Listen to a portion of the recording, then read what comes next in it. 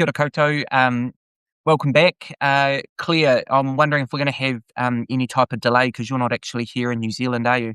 No, I'm not. I'm like an international guest star for this one-off school brief special, all the way from Tulum, Mexico. Um, so I have been lucky enough to be traveling the last week. I've been in San Diego at the Deeper Learning Conference, and now that it's flipped over into the holidays, we're taking advantage of being on this side of the world. I mean, if you're going to be on the other side of the world in a fuel crisis, you might as well make the most of it. We may not be traveling again for some time after this. So we're actually in Mexico for the next wee while. What stood out about this conference in particular? Like, given all of the conferences out there, why this one? Yeah, it's really interesting. I actually attended Deeper Learning 3 years ago for the first time. It is in San Diego. It's a conference organized by High Tech High Graduate School. So many of our listeners will be familiar with High Tech High, the people behind Most Likely to Succeed, and the more recent documentary Multiple Choice that we did the screening of. And they work in partnership with Big Picture Schools and PBL Works, Project Based Learning Network. And they bring together a whole lot of schools from across that community to have a series of deeper learning events around the globe. So this is the Deeper Learning, the big main one that happens in San Diego. And this was a really cool one because there were two different conferences going on at the same time. I was part of Deeper Learning, and then they also had another summit that was looking at continuous in and out, and actually came together for some of our parts of the conference, and some of them we were in workshops. But yeah, the reason I go to Deeper Learning is because it's basically one of the only conferences I know of that really focuses on the stuff that we care about in AEC. Like, it is primarily bringing together those schools that do project-based learning, but they are also a very unapologetic group of educators who are passionate about real competency-led learning. They all know knowledge is really important, but they have these deeper learning competencies that underpin all the work they do. I mean, I'll send out a bit of a summary through our AEC Substack later in the week that'll link to my personal Substack. I made sure that I was live blogging throughout the entire event. So I've got all of the workshops and all of the resources ready to share back with our cohort in New Zealand. But I think the nicest takeaway from this conference, Liam, is learning that we are not alone. Right down to the point of the closing keynote with Ron Berger, who his whole speech was talking about the Rebel Alliance.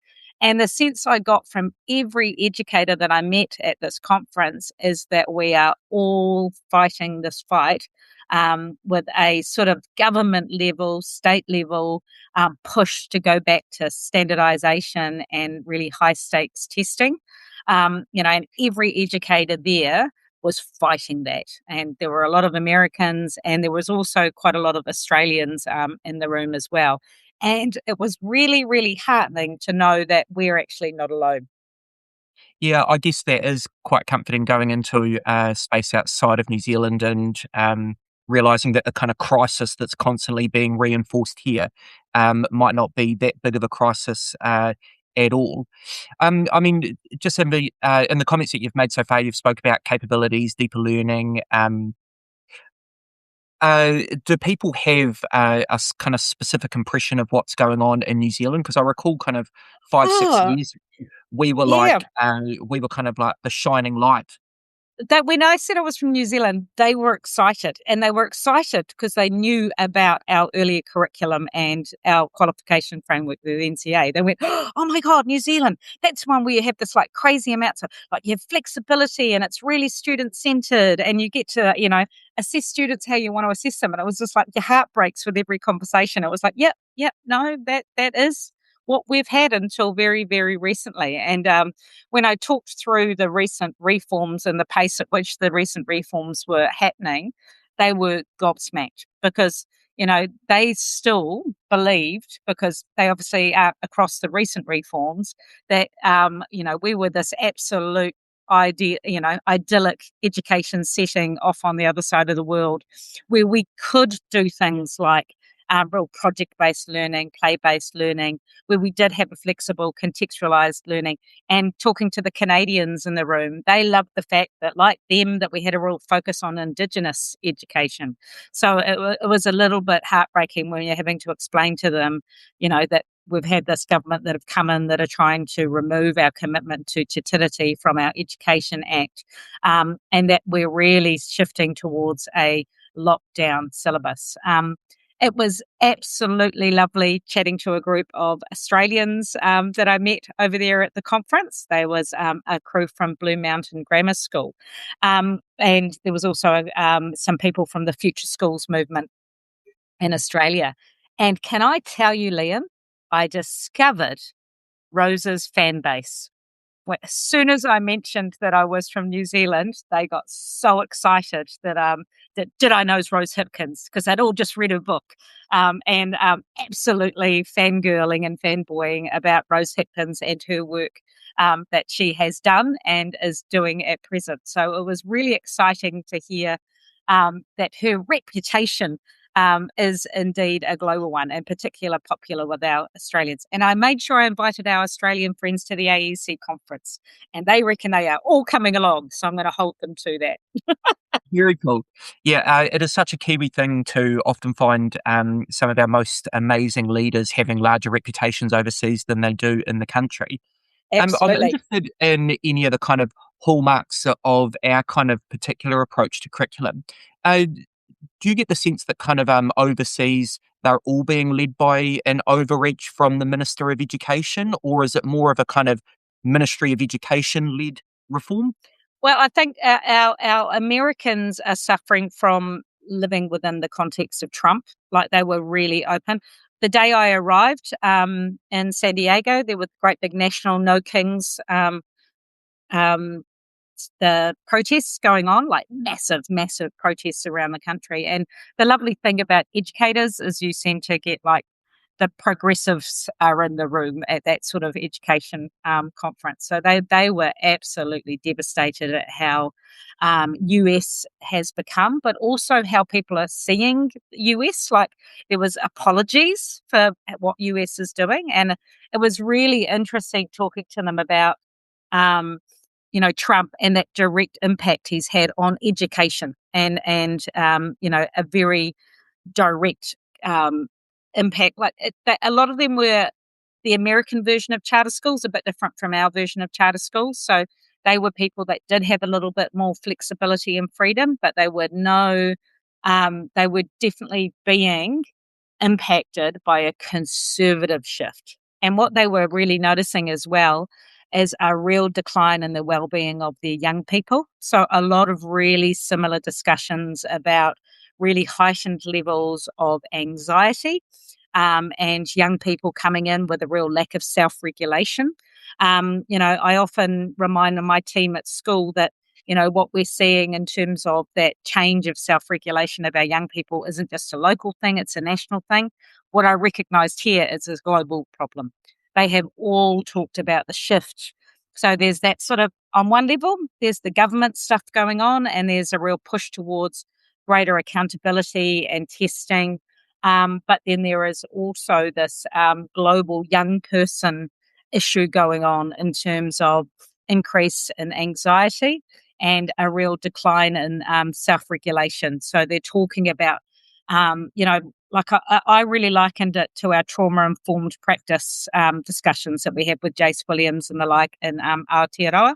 There was a lot of those conversations. So one of the final workshops I went to was with a couple of educators who work in micro schools here, so very small schools here in America, that were very much redesigning everything they were doing around the needs of the child, because they had seen that sort of change in behaviour and capability. So massive parallels. And one of the, and I had a lot of really interesting conversations about the impact that Trump has had on us as a country in terms of, we have so clearly seen sort of permission for behavior we wouldn't have seen before. Like, I look at the regulations and the reforms happening around gender, and around how we're treating attendance becoming more punitive.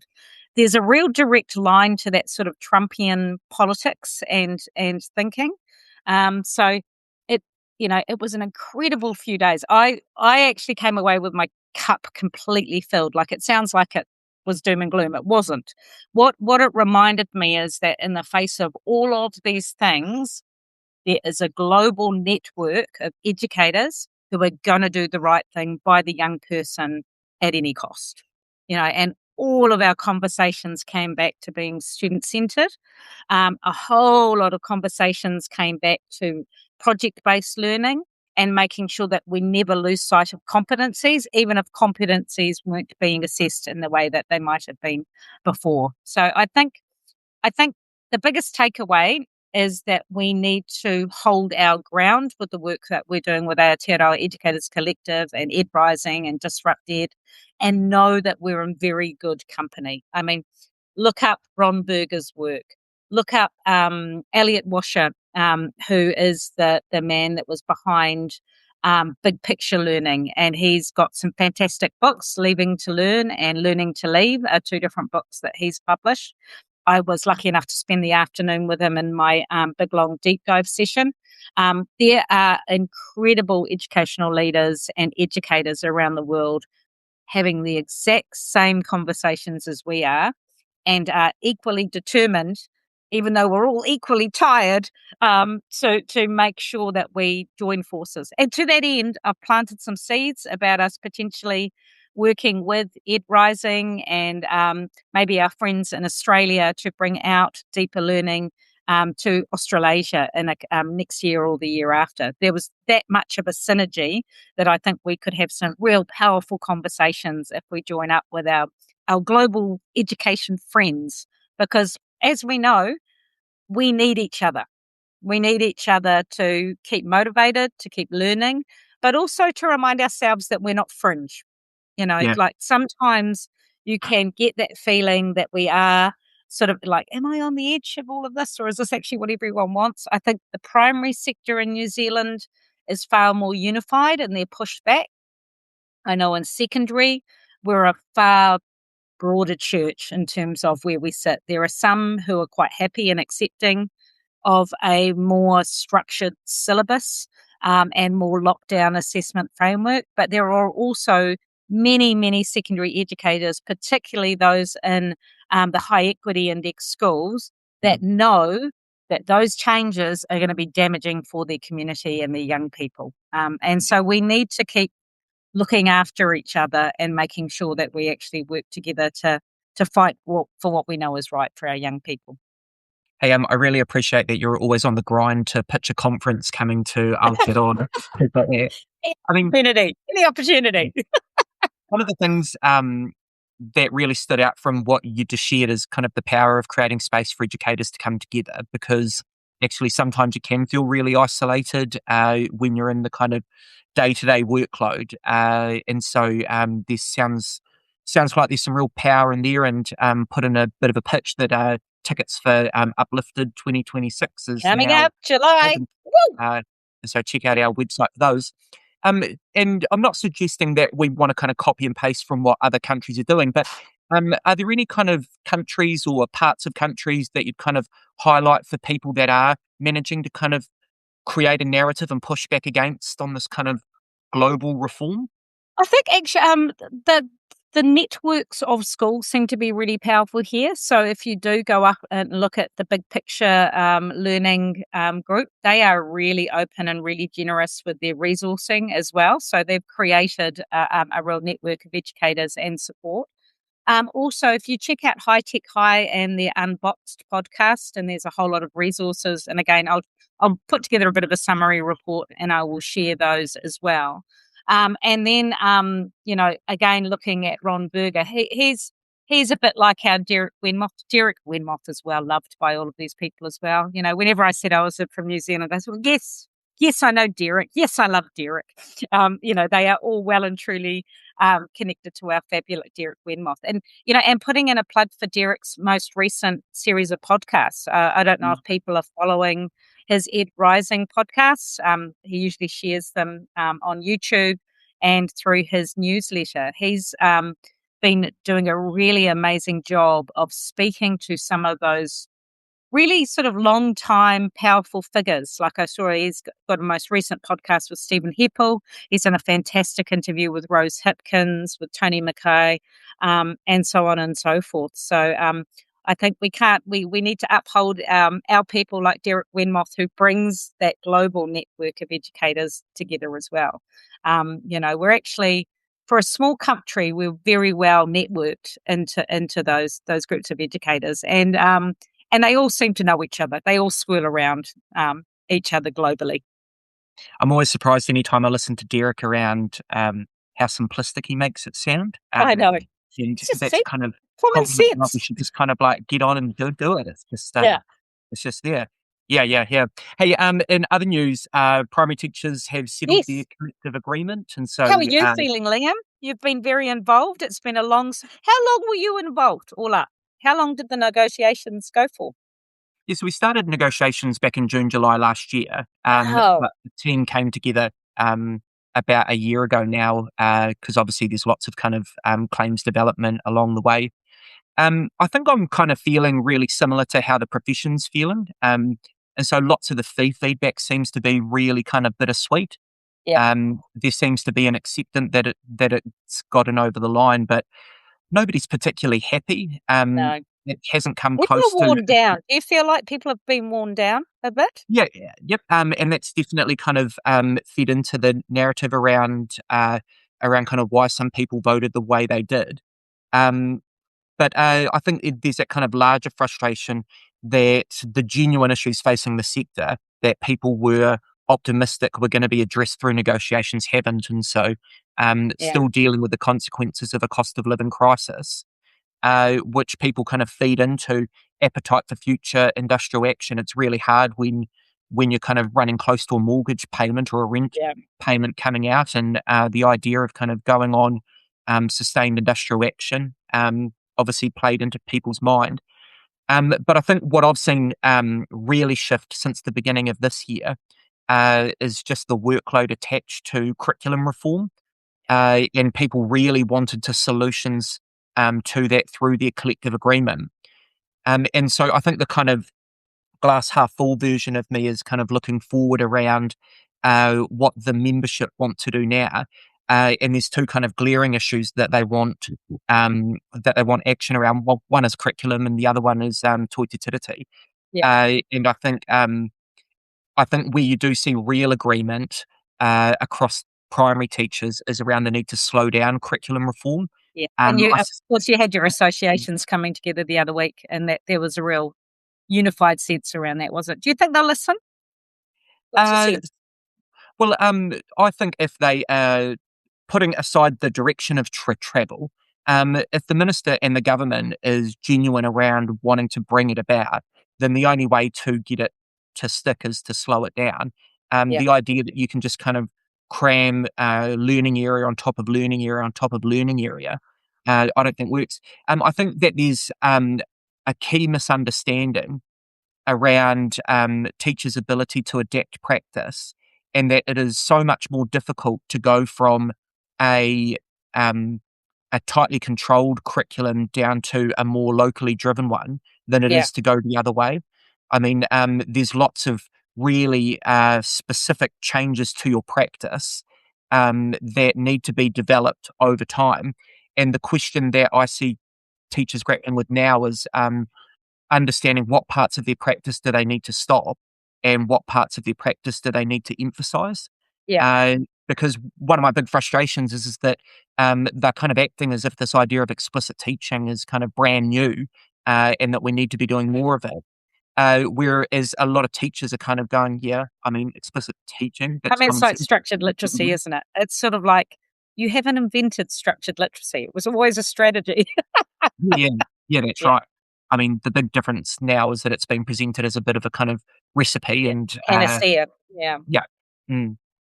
So, yeah, I mean, I think we're kind of finishing with a bittersweet collective agreement, but the bit that gives me heart is the kind of appetite that people really do want to crack on Yeah. And around maybe reduction. now that this is put to bed, people can refocus on on our bigger fight in terms of, you know, turning our attention to the reforms. Because I think, people need to remember things like the system reform bill, which is so huge and so transformational in the worst possible kind of way, hasn't been gone through yet. Like, I feel like we're behaving like it has, and it hasn't. So hopefully, with the signing of this and the settlement on the negotiations, we might be able to bring people's attention back to some of the other system reforms that we need to be focusing on. Yeah, because there's definitely that challenge with so much change coming at once and kind of Yeah. people's limited capacity to be able to focus on it. I mean, I'm always nervous around kind of making direct comparisons to what's going on in the US, but certainly that kind of like theme around wanting to kind of weaken democratic norms, I think you are seeing replicated here around Yeah. greater centralising of power in either Oh, kind of government or the minister. the And I system think that reform bill feels very American, yeah, that's right. actually, as a whole. Yeah. Yeah. And so, So yeah, I'm kind of glass half full around your idea that actually this will kind of free us up to focus on kind of other parts that do need to be we've got to focused on. believe that. Yeah. If we don't continue to be optimists, what do we do? But it was really interesting being away and seeing that we got final comms from our minister, and I see that there's been a whole lot of posts online about all the million and one things that have been achieved in term one, and can't help feeling, isn't it interesting that in a year of the election, we are like education's become a selling point, hasn't it? Like, it's sort of like, check out my KPIs, everyone, check out my KPIs. To the point that we had a list of everything that's been done in term one. And my goodness, we all know how much has been done in term one. But then there were also caveats at the bottom that's saying, I've directed and I've told and all the rest of it. So we know that even if the KPIs haven't been ticked off yet, she's going to ensure that the KPIs are going to be ticked off in the coming weeks and months ahead. What's your feeling? Do you get the feeling that, like, have we ever seen education be such a political sort of machine as it is at the moment? Like, we talked last week about the amount of spin that we're seeing from the minister, from the National Party. Like, all the national MPs sort of seem to have the same script and talking about all the same supposed wins in education. I don't recall another election where education was being used as a marketing strategy in this way. Yeah, well, I think the bit that probably stands out is that in terms of election issues, often it's kind of centre left governments that are tending to promote themselves. Yeah, But it's a really bold move, um, wanting to, when you see the minister trying to paint herself as a kind of key individual figure in kind of owning all of the wins. yeah, I mean, yeah, it's a bold strategy because when you go that way, you also have to kind of take on all of the losses as well. And I've never absolutely. seen such a gap between the narrative being fed to parents and the general public and what's actually happening in schools. Yeah, And case in point, we saw today, this week, that they have just released the figures around the number of schools that have gone and signed up for the SMART tool. And when we came into the beginning of this year, the messages out to parents and the public were like thick and fast around, hey, we've got this great new yeah. assessment and reporting tool. Your kids are going to be having these great detailed reports. When we're kind of 4 months into the year and they've had 25% of schools sign up. And the thing that I'd say And is it's that not even because ready, is it? It's not fully operational, is my understanding. it's But definitely not fully operational. no, But the thing is that if you were going to sign up to it as a school, you'd be doing it at the beginning of the year yeah, because you've got to do the kind of beginning of the year and the end of year reporting through it. yeah, And so I don't think we're going to see those numbers climb too much more higher no. than 25%. Yet if you go and ask parents what they've heard from the minister, Oh, they oh, think it's wow, universal. Yeah, yeah, and also there was that real problematic mixed messaging around it being the tool, and of course educators knowing that it's not compulsory this year. I mean, schools are under no, they're not expected. Like, is it next year that it becomes compulsory? What's the time? It's not so much in my face as a senior school leader, but what's the compulsory timeline? When does it become the tool you yeah. have to use? So we've been told it's going to be mandated from next year, Yeah.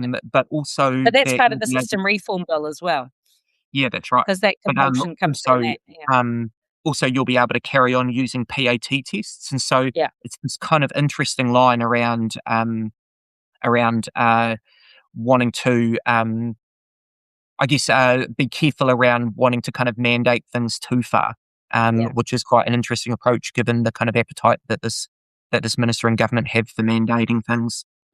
It's a real worry. And again, come back to the system reform bill. I mean, I'll reshare the post that we wrote earlier in the year about it. I think not everyone really got their head around what was in that bill, and there was a huge amount in terms Mm. of what it's going to change in terms of, the levels of accountability, and it's part of the ERA report changes and everything. But I guess our main wish really is for the next wee while is that people rest up because Oh, yeah. what we've got, it's now the break. So happy Easter, everyone. I guess you'll be seeing this. It's well and truly probably Easter Sunday, Easter Monday. Happy Easter. And I just really hope that our New Zealand educators can take the next 2 weeks to refresh. I know we'll be taking the next 2 weeks to refresh, won't we, Liam? We'll be back in 2 weeks' time here on School Briefs because I think next term we need to turn our energy to making sure that we as a system don't roll over and accept what isn't good for our young people. Kia ora, Claire. Awesome. Hey, enjoy the rest of your trip, and we'll see you back in a couple of weeks. Absolutely. Ka kite. Te te.